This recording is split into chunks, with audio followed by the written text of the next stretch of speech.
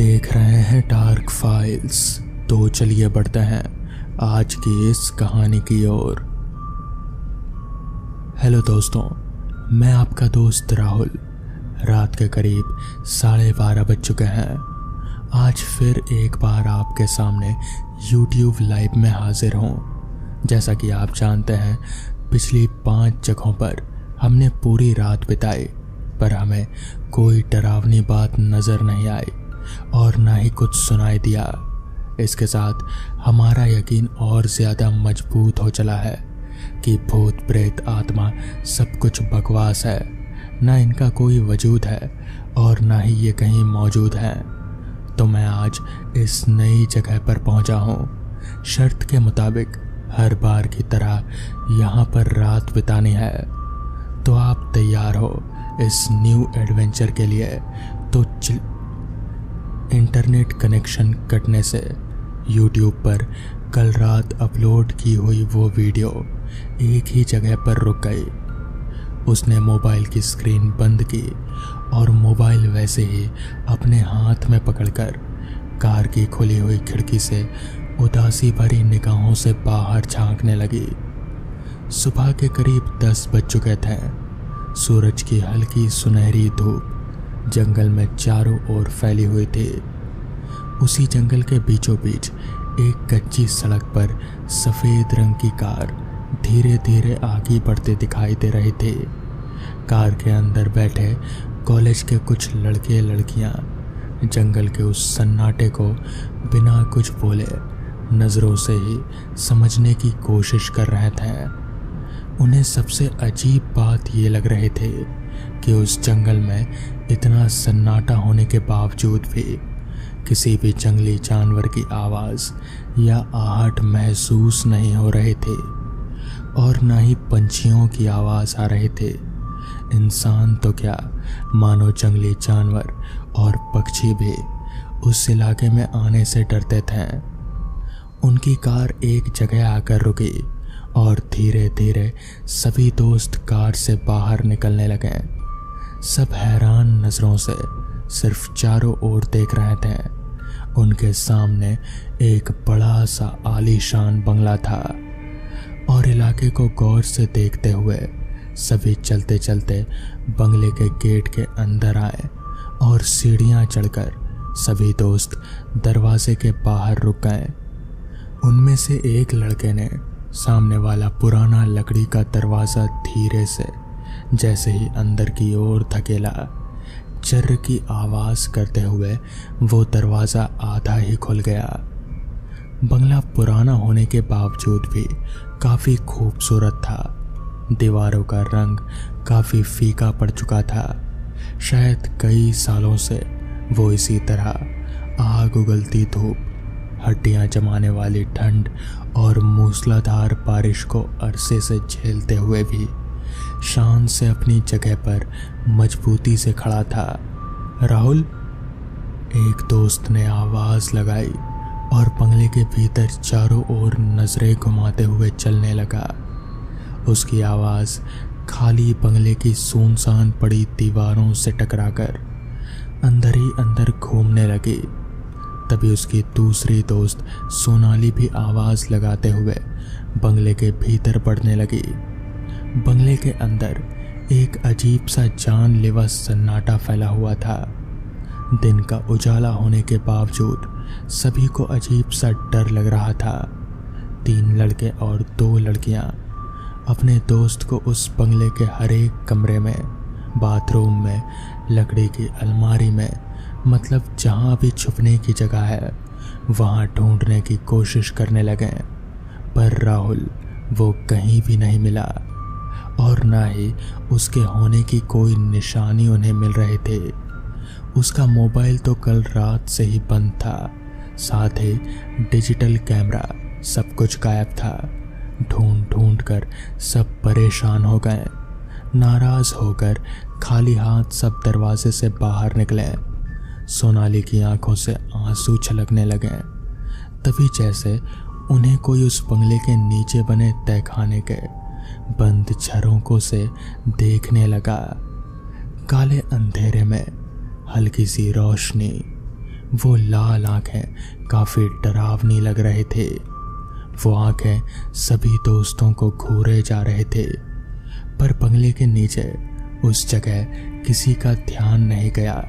सब आपस में बातें करते हुए अपनी कार में बैठ गए। सभी ने दोबारा एक नज़र पूरे इलाके को गौर से देखा।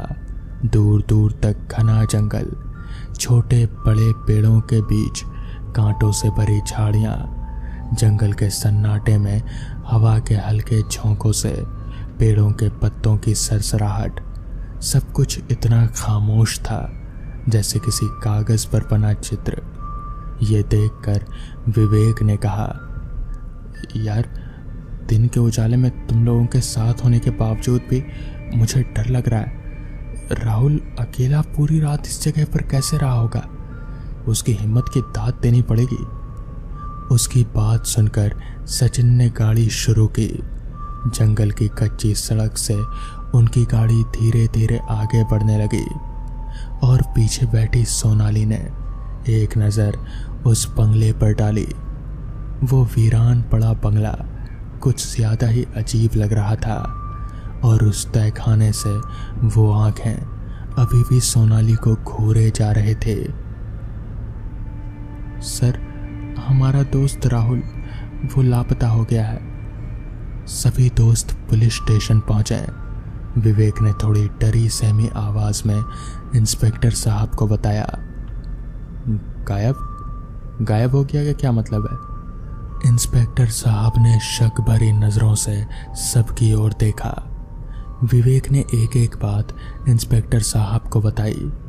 बगल की कुर्सी पर बैठी सोनाली को अपना सिर पकड़े रोता देख राधिका ने उसे थोड़ी हिम्मत दी। विवेक की सारी बातें सुनकर इंस्पेक्टर साहब अपनी कुर्सी पर बैठे पीछे सरकते हुए छत पर धीरे धीरे घूमने वाले पंखे की तरफ देखते हुए मुस्कुरा कर बोले, शर्त? हाँ, शर्त। अकेले रात बिताने की शर्त, वो भी ऐसी जगह पर जिसके बारे में हमें कोई भी जानकारी ना हो।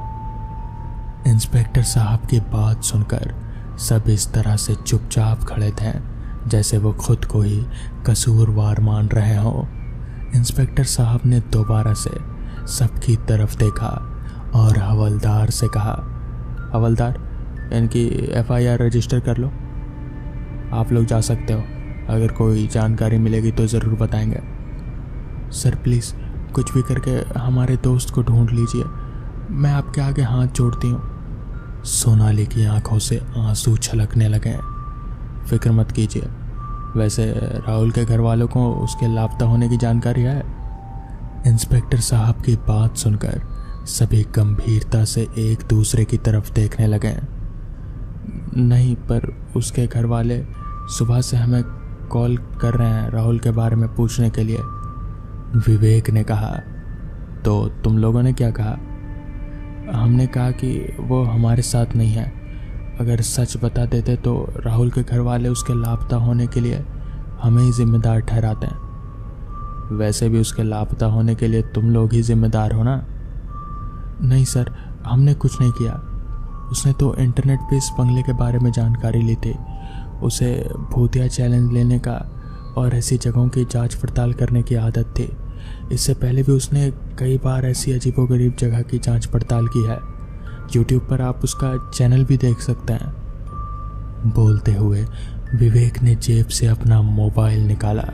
YouTube पर वीडियो सर्च करते हुए इंस्पेक्टर साहब के सामने अपना मोबाइल रख दिया। ये देखिए सर। विवेक ने वीडियो ऑन कर दिया। वीडियो में राहुल रात के अंधेरे में किसी सुनसान जगह चलता हुआ दिखाई दे रहा था। कोई पुराना खंडर बनाम गोदाम नजर आ रहा था। उसके हाथ में डिजिटल कैमरा लेकर राहुल हर एक चीज़ रिकॉर्ड करते हुए आगे बढ़ रहा था। साथ ही वो उस जगह और वक्त के बारे में जानकारी भी दे रहा था। तो ये है तुम्हारा दोस्त राहुल। इंस्पेक्टर साहब की करारी आवाज़ सुनकर सभी ने हाँ में गर्दन हिलाई। इंस्पेक्टर साहब ने थोड़ी देर वीडियो देखा और फिर वीडियो बंद करके कहा, ये मेरे बेटे की उम्र का है। तुम लोगों ने उस बंगले के पास जाकर तलाशी ली, थोड़ा मतलब ढूंढने की कोशिश वगैरह की? तो इस पर सभी ने कहा, सर हमने सब तरफ देखा मगर हमें कुछ भी नहीं मिला। इस पर इंस्पेक्टर साहब ने कहा, अच्छा एक काम करो, चलो मेरे साथ, एक बार और अच्छी तरह से ढूंढते हैं, फिर मैं देखता हूँ क्या कर सकता हूँ। जिसके बाद वो सभी इंस्पेक्टर साहब के साथ उस बंगले के पास पहुँचे। इंस्पेक्टर साहब ने सबसे पूछा, तुम लोगों ने कहाँ कहाँ देखा था?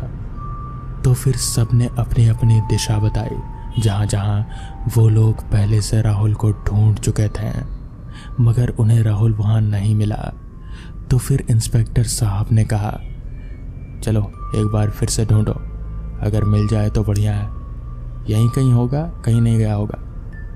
जिसके बाद वो लोग वापस से पूरे बंगले में राहुल को हर तरफ ढूंढने लगे, मगर इस बार भी राहुल किसी को भी कहीं नहीं मिला। तभी सोनाली ने इंस्पेक्टर साहब को कहा, सर हमने उस तहखाने में कभी नहीं देखा। तो इस पर इंस्पेक्टर साहब ने कहा, मगर राहुल उसके अंदर कैसे हो सकता है? तहखाने का ताला तो बंद है बाहर से, उसके अंदर वो कैसे जाएगा? मगर फिर भी एक बार शक दूर करने के लिए ताला तोड़कर सब लोग अंदर पहुंचे। वो तहखाना पूरी तरह से अंधेरे में डूबा हुआ था, वहां कहीं पर भी रोशनी का कोई जरिया नहीं था।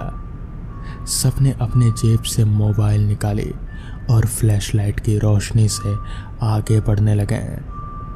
उस तहखाने में एक अजीब सी बदबू फैली हुई थी, एक ऐसी बदबू जैसे मरे हुए चूहों की होती है, बिल्कुल ठीक वैसे ही। बहुत ही ज़्यादा महक रहा था वो तहखाना।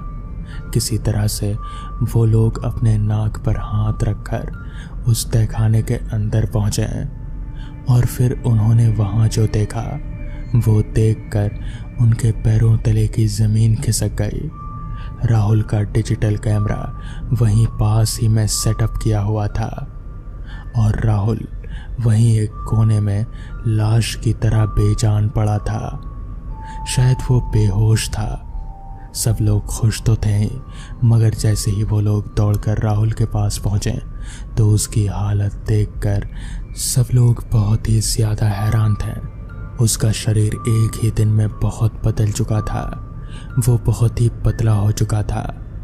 सबने सहारा देकर राहुल को उठाया, मगर उसे होश ही नहीं आ रहा था। किसी तरह से वो लोग राहुल को वहाँ से लेकर अपनी कार में गए और वहाँ उसे पानी मारकर जगाने की कोशिश करने लगे। कुछ देर बाद राहुल को होश आया। वो बहुत ही डरा हुआ नज़र आ रहा था। वो अपने दोस्तों को देखकर भी डर रहा था। उसे जैसे कुछ होश ही नहीं था कि उसके साथ क्या हो रहा था। किसी के कुछ भी पूछने पर उसने कोई भी जवाब नहीं दिया। वो चुपचाप जैसे सुन्न सा पड़ गया था। उसे कुछ भी समझ नहीं आ रहा था कि क्या हो रहा है। जिसके बाद वो लोग वापस से उस तहखाने में गए और उसके कैमरा सेटअप को लेकर वापस अपनी कार के पास आए। अच्छी बात यह थी कि कैमरा की रिकॉर्डिंग चालू थी। उन्होंने वापस से कैमरा की रिकॉर्डिंग को चेक किया तो उन्होंने जो देखा वो देखकर उनके पैरों तले की ज़मीन खिसक गई। यहाँ तक कि इंस्पेक्टर साहब भी अपनी आंखों पर यकीन नहीं कर पा रहे थे। उन्होंने रिकॉर्डिंग में देखा कि राहुल उस तहखाने में पहुंचा। उसने अपने कैमरे को सेट किया और वहां पर बैठकर किसी भूत प्रेत या आत्मा के आने का इंतज़ार करने लगा। मगर तभी अचानक से राहुल अपने आप ही हवा में उड़ने लगा। उसका शरीर इतना हल्का हो गया कि वो हवा में तैर रहा था और फिर वो इधर से उधर दीवार से टकराने लगा। किसी को भी समझ नहीं आ रहा था कि आखिर ये कैसे हो सकता है, आखिर राहुल हवा में कैसे उड़ सकता है। मगर तभी उन्होंने जो देखा उनके होश उड़ गए। फिर उस तहखाने से नीचे उतरकर एक काला साया आया और फिर उसने राहुल के कंधे पर दांत गड़ाकर कुछ किया और फिर थोड़ी ही देर में वहां से गायब हो गया। सबने राहुल के कंधे को चेक किया तो वहां पर 2 दांतों के निशान थे। ऐसा लग रहा था जैसे किसी ने उसके शरीर का खून चूस लिया हो।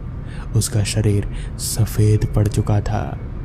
फिर सभी लोग उसे लेकर हॉस्पिटल पहुंचे और फिर वहां उसका इलाज चला। गनीमत रही कि राहुल सही सलामत बच गया, वरना पता नहीं क्या होता। मगर वो सब क्या था उस बंगले में, उस तहखाने में, और वो काला साया, ये किसी को भी समझ नहीं आया। मगर उस दिन के बाद से राहुल ने कभी भी ऐसी शर्तें लगाना बंद कर दी, हमेशा हमेशा के लिए। तो दोस्तों, ये थी आज की पहली कहानी। तो चलिए बढ़ते हैं आज की दूसरी कहानी की ओर। मैंने इस छोटे से घर को कुछ दिन पहले ही किराए पर लिया है। हालांकि घर छोटा ज़रूर है, मगर ये जगह काफ़ी अच्छी है, बिल्कुल सुनसान और सन्नाटे से भरी हुई। ऐसी ही जगह मुझे हमेशा के लिए पसंद थी। मैं हमेशा से एक ऐसी शांत जगह पर रहना चाहता था। अच्छा ये था कि ऐसी शांत जगह पर रहकर पढ़ाई करने में बहुत मज़ा आता था। सब कुछ बिल्कुल अच्छे से चल रहा था, मगर वो उस एक रात को छोड़कर, उस एक रात ने मेरी जैसी ज़िंदगी ही बदल दी। दरअसल हुआ कुछ यूँ था कि उस रात मैं अपने उस छोटे से घर में खिड़की के पास बैठा टेबल पर पढ़ाई ही कर रहा था कि तभी मुझे ऐसा महसूस हुआ जैसे कोई मेरी खिड़की के बाहर उन पेड़ों के पास से खड़े होकर मुझे अपने हाथ से इशारा कर रहा हो। मैंने एक बार गौर से बाहर नज़र दौड़ाई तो महसूस हुआ कि सच में वहाँ कोई खड़ा है और मुझे ही अपना हाथ दिखाकर इशारा कर रहा है। इशारा ऐसा था जैसे कि वो मुझे बाहर बुलाने की कोशिश कर रहा हो। मुझे थोड़ी हैरानी हुई कि आखिर कौन हो सकता है इतनी रात का। यहाँ आसपास तो मेरे इस छोटे से घर के अलावा और कोई घर भी नहीं है, तो फिर ये कौन होगा। खैर जो भी हो, मैंने भी वापस से वहीं पर खिड़की पर बैठे बैठे उसे आवाज़ दी, मगर उधर से कोई जवाब नहीं आया। बस वो शख्स अपना हाथ हिलाए जा रहा था और मुझे बाहर आने का इशारा कर रहा था। उसकी बात सुनकर मैंने भी सोचा क्यों ना एक बार बाहर चलकर ही देख लूं कि आखिर वो चाहता क्या है मुझसे। ये सोचकर मैं अपने घर से बाहर निकला और फिर उस आदमी की तरफ आगे बढ़ने लगा। मगर जैसे ही मैंने उस आदमी की ओर अपना एक कदम आगे बढ़ाया और सिर ऊपर उठाया तो मैं दंग रह गया, क्योंकि वो शख्स वहाँ पर अब था ही नहीं। मुझे समझ नहीं आ रहा था कि आखिर वो इतनी जल्दी गया तो गया कहाँ। अभी तो मुझे बाहर बुला रहा था। खैर मुझे लगा शायद मेरा वहम हो। मैं वापस से अपने रूम में गया और खिड़की से बाहर देखा, मगर वो शख्स वहीं पर खड़ा था और अभी भी मुझे हाथ का इशारा देकर बाहर बुला रहा था। मुझे समझ नहीं आ रहा था कि जब मैं बाहर गया तब तो वो वहाँ से गायब हो गया, फिर जब मैं अंदर आया तो ये यहीं पर है। ऐसा कैसे हो सकता है। ये सोचकर मैं वापस से बाहर निकला, मगर इस बार भी वो शख्स गायब था। मैं वापस खिड़की के पास आया तो वो वहीं पर था। मुझे कुछ तो अजीब लग रहा था, मगर क्या है ये सब मुझे कुछ भी समझ नहीं आ रहा था। मगर मैं इतना तो समझ ही गया था कि वो शख्स जो कोई भी है वो इंसान नहीं है, क्योंकि इंसान इतनी जल्दी गायब नहीं होते हैं। मैंने खिड़की बंद की और चुपचाप अपने पलंग पर जाकर लेट गया। मैंने उस दिन के बाद से अगली सुबह वहाँ के आसपास के लोगों से बातचीत की तो पता चला कि वो जगह अच्छा नहीं है। उस दिन के बाद से मैंने तुरंत ही वो घर हमेशा हमेशा के लिए छोड़ दिया। तो दोस्तों, ये थी आज की कहानियाँ। अगर आपको ये कहानियाँ पसंद आई हो तो वीडियो को लाइक और चैनल को सब्सक्राइब करना ना भूलें। तो मैं आपका दोस्त आर्यन जल्द ही मिलूँगा आपसे ऐसी ही नई कहानियों के साथ। तब तक के लिए अपना ख्याल रखें।